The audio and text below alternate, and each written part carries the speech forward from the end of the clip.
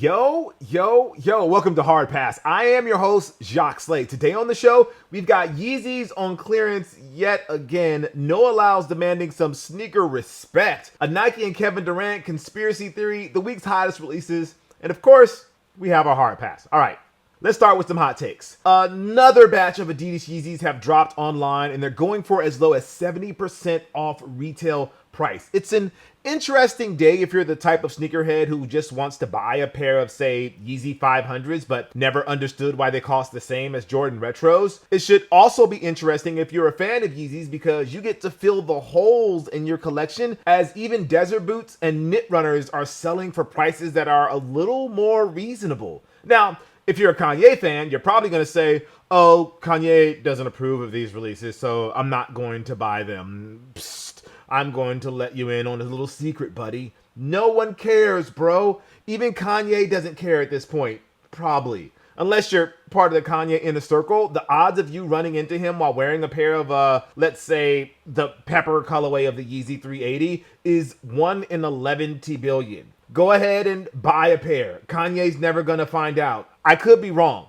but I don't think anybody has ever looked at a rack of Jordan Retros at a store and thought to themselves, I want to buy this retro, but what if Michael Jordan didn't personally approve of them? MJ just wants your money. Kanye just wants your money. It's gonna be okay. And if you run into Kanye, tell him Jacques, Slade, and co-writer said it was okay for you to buy non-approved Yeezys. He'll probably shrug and be like, who the f*** is Jacques, Slade, and co-writer anyways? Noah Lyles wants Adidas signature shoes. He doesn't want signature spikes. He wants signature sneakers or trainers because, in his words, there ain't no money in spikes, there's money in sneakers. And you know what? He ain't wrong when he right. The brash sprinter has made fans and haters for his controversial comments and Gen Z vibe, but it feels like in service of elevating a sport that is often forgotten in non-Olympic years. The world may have loved it when Michael Johnson wore those golden Nike spikes in 1996, but the streets weren't exactly clamoring for them. Usain Bolt has been one of Puma's top male athletes for what feels like forever now, and yet we don't have a proper signature line to celebrate him. Why is that? It's the question that Lyles is trying to answer himself as he demanded that the world look at him and track and field. The reality is that it's going to take a lot more than gold medals and a hit Netflix show for people in the States to care about track and field outside of an Olympic year. That's like a lifetime of work, promotion, and advocacy to even get on the level of even, let's say, pickleball or lacrosse in terms of popularity in this country. However, a fire, timeless signature product by Adidas made for Lyles,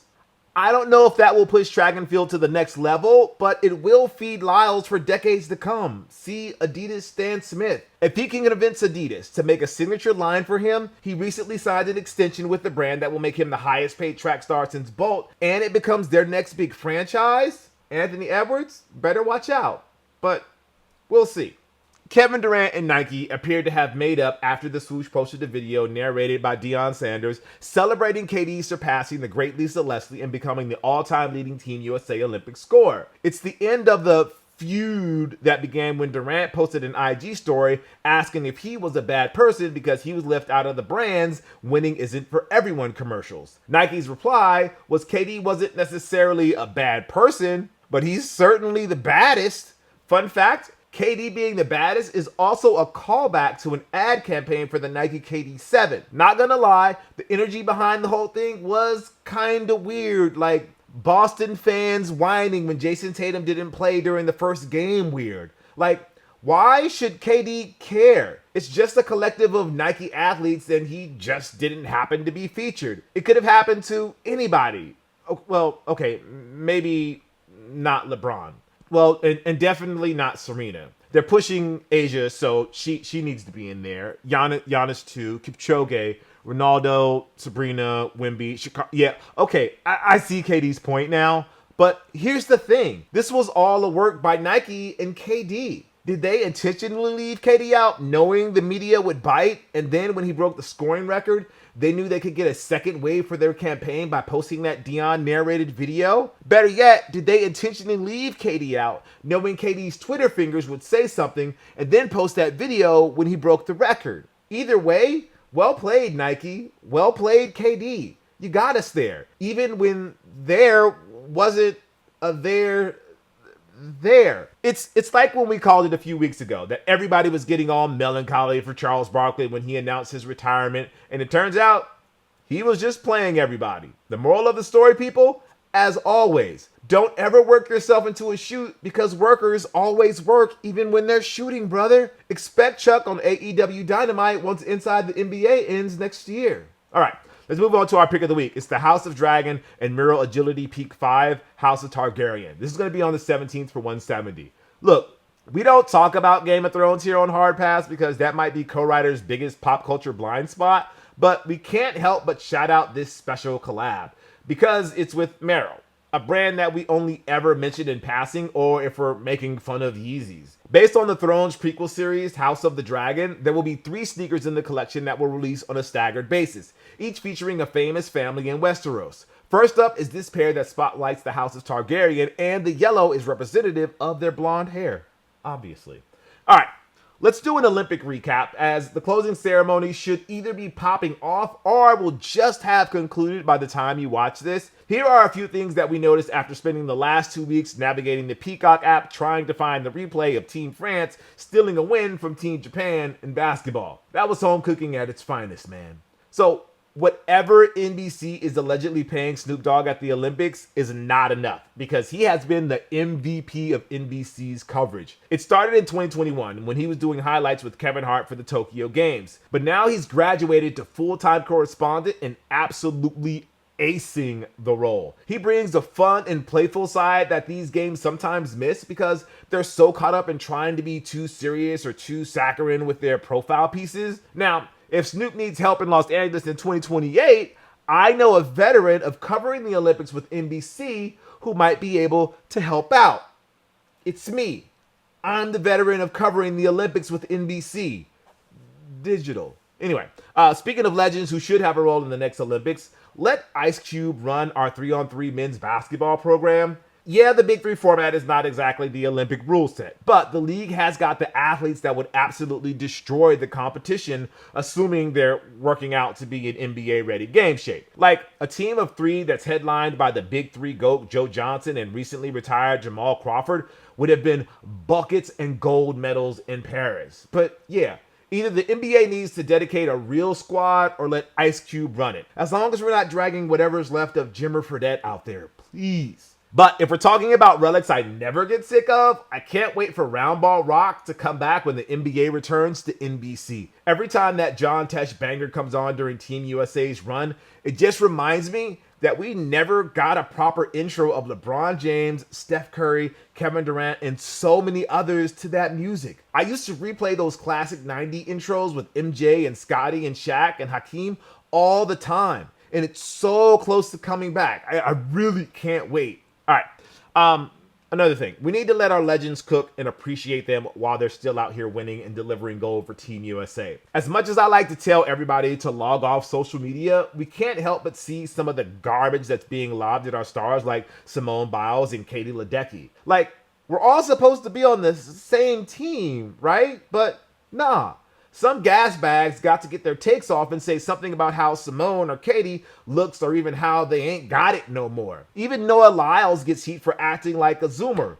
Like, duh, he is a Zoomer.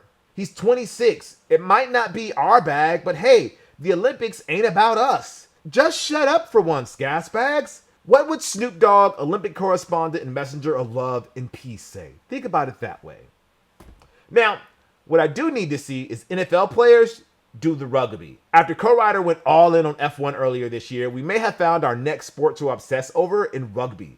Well, we would have been rugby pilled if it didn't end so damn fast. Like, matches go by so quick, and I'm still not entirely sure what I was watching. The replay of the gold medal final between France and Fiji felt like 20 minutes long, but the celebration ran for like 2 hours. It was wild. Anyways, just like the Big Three needs to get in on 3-and-3 basketball, I need to see how a rugby team filled with recently retired legends like Aaron Donald and Marshawn Lynch would do playing this sport that I can barely comprehend, at least for now. One night, co-writer texted me and said that apparently skateboarding video games have warped his mind as to what the sport is actually like.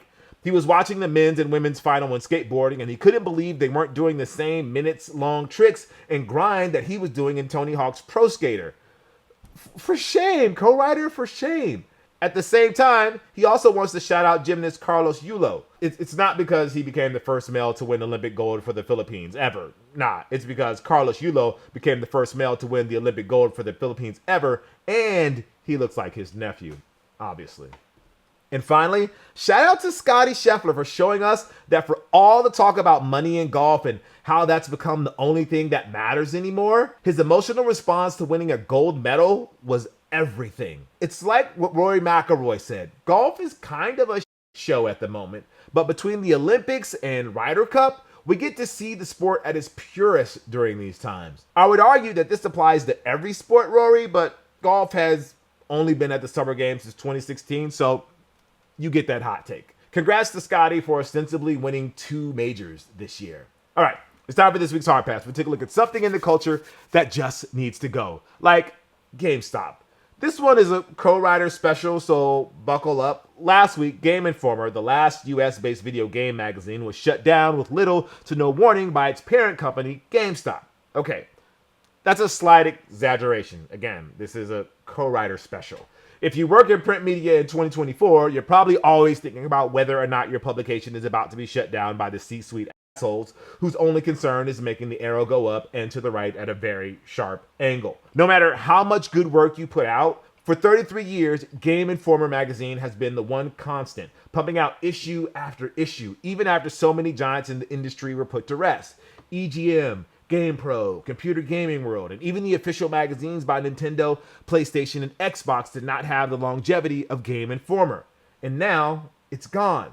According to various reports, the people working on the magazine, who had just moved to a new Minneapolis office in March, were not given advance notice and were kicked out the same day. Inside of that office was a vault of video game history, dating back to the 90s, filled with old magazines, out-of-print games, and consoles and accessories that time has forgotten. Now, all that history is going to be stuffed in boxes and shipped to a storage unit in Texas, probably never to be seen again. To piss on its grave even more, if you go to the Game Informer website, it takes you to a landing page with an AI-generated, corporate-approved goodbye message that no true games media person would ever approve of. All of the website's news posts, reviews, and features are gone. The Twitter account has been deactivated, and people are now frantically trying to archive their YouTube page because who knows when that will be set to private. It's a crappy situation exacerbated by management that places profits over people.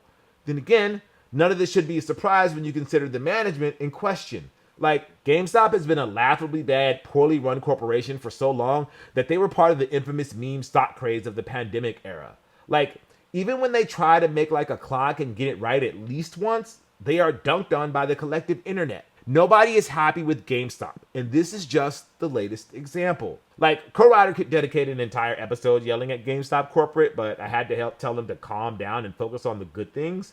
So, here we go. Oh, I didn't tell him to focus on the good things about GameStop because I think they've been terrible for so long. I can't even remember the last time I've been inside a GameStop because all they have in there now are Funko Pops and generic pop culture swag. As venerable video games media person Jeff Gertzman pointed out on his podcast, GameStop reverted into Funko Land, one of the many iconic video game stores GameStop acquired through the years. Except you don't spell it F-U-N-C-O, it's F-U-N-K-O Land. Anyways, one of co-writer's dreams growing up was to become an editor at a video game magazine. Unfortunately, by the time he got around to taking writing seriously, those jobs, at least in America, were gone, except for Game Informer. Now, GI has always had an interesting relationship with the gaming audience. One of the reasons they were able to stay in business for so long was because they were an in-house publication, first by Funko Land and then GameStop when Funko was acquired in 2000. For almost its entire existence, GI was constantly being accused by the terminally online of being pressured by game publishers and GameStop of producing favorable coverage and review scores for games that didn't deserve said praise. Sure, people could have just read the magazine and realized that was never the case, but there was always that cloud hanging over GI's existence. Even co-writer perpetrated it to a small degree. While he did not necessarily believe the stories of foul play, GI wasn't always at the top of his reading list. It wasn't until he became part of the industry through online media that he fully realized that GI's editorial staff wasn't on the take. Actually, they were always in a constant struggle to maintain their independence from corporate influence. They never coasted off whatever scraps of money that GameStop sent their way. Nah. They called out bad games and bad practices by developers and publishers when it was necessary, even if it meant ruining relationships that GameStop was trying to cultivate. That they were able to make it to 33 years is actually a miracle. But for now, the final American video game magazine has been published. There's still hope the final issue the current staff was working on can make it out, but that's little consolation for those who are out of work. It is truly an end of an era. If you want to talk about the big name books, it's kind of began when the first issue of Nintendo Power with that claymation Mario running away from Wart in 1988, and now it ends with Next Dragon Age. There's nothing poetic about that. It just sucks. The inevitability and the speed of the internet and GameStop being the hottest of messes guaranteed that this day was going to come. But it doesn't make it hurt any less. We here at Hard Pass are pouring one out for the GI staff and hope that they land on their feet at whatever is next for them. All right, that's going to do it for the show. Thank you for watching Hard Pass. I am Jacques Slade. I'll see you next week. If you'd like to possibly be featured in a future episode, call us at 818-493-9325. Leave a short message, your social media if you want. No more than 30 seconds. All right, I'll see you next week. Peace.